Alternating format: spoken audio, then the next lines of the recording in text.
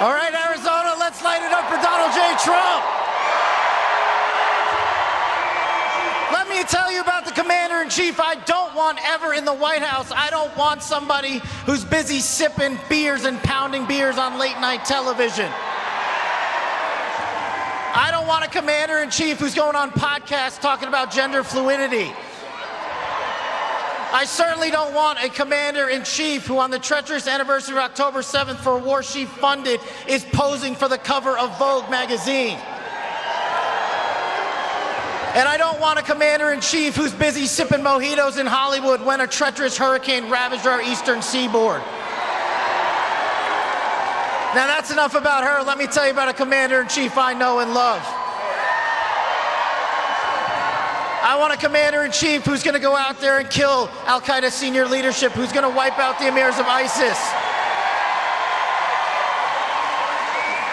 I want a commander-in-chief who's going to make sure that the loving families like Carl and Marcia Mueller are never going to have to go through what they had to by putting America first and saving our children.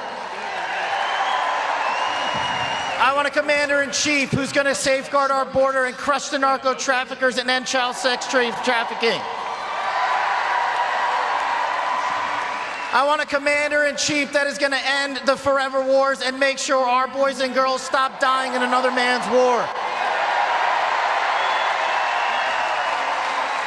And I certainly want a commander-in-chief who's going to stop funding the terrorism war machine Iran and the endless wars overseas. I want a commander-in-chief who's going to pay for our 55,000 homeless veterans and our frontline workers, our law enforcement, and our teachers.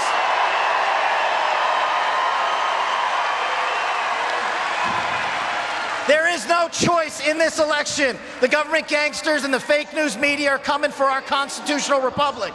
They have used their unconstitutional means and their two-tier system of justice and the deep state, and it's not a Republican or Democratic thing. I want a commander-in-chief who unifies this country. You are talking to the kid of lawful immigrants to this country who waited in line, who fled a genocidal dictatorship in East Africa, to watch their son rise to the senior-most positions in the United States government's National Security Service. That is my American dream in Donald Trump's America, and I'm going to put foot to ass to make sure your kids have that dream.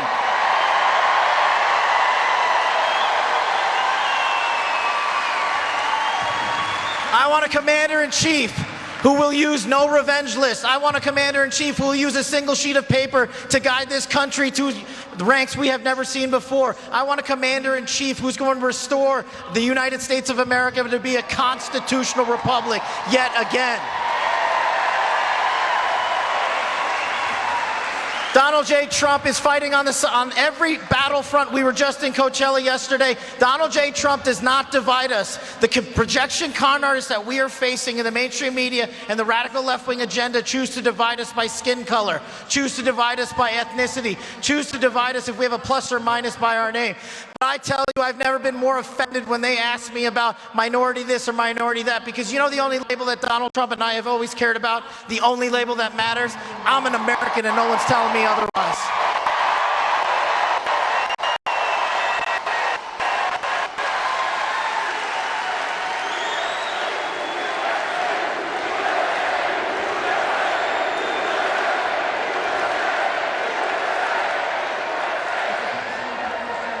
It's a blessing and a privilege to address all of you across these great states that we have. We're not only going to win Arizona, we're going to win my home state of Nevada right next door. We're going to make sure we send Abe Hamida to the Congress. We're going to send Carrie Lake to the United States Senate, because Donald Trump needs warriors in Washington, D.C. that look after our interests. We are no longer going to bend the knee to the government gangsters in the deep state. We are no longer going to let them raid our houses of worship. We are no longer going to let them tell us what our kids are doing in school. Reading, science, and math is more important, and men out of women's sports is more important than their BS agenda.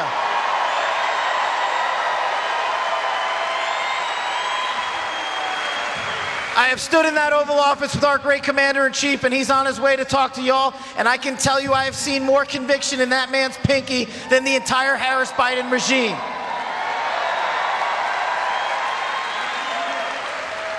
And I'll leave you with this. Kamala Harris paid $7 billion to the mullahs in Iran. They started a world war a year ago. A year ago, they sent more innocents to death, thousands of Israelis, thousands of Americans. There's nothing wrong with standing for Israel. But Donald J. Trump knows all too well the cost of those wars. Donald Trump knows how to bring our hostages home. Ask yourself this question. Who do you think those American families want in the commander-in-chief seat whose kids are being held hostage by terrorist thugs right now? Donald J. Trump brought home over 50 hostages and detainees from around the world. That's more than every single president before him combined.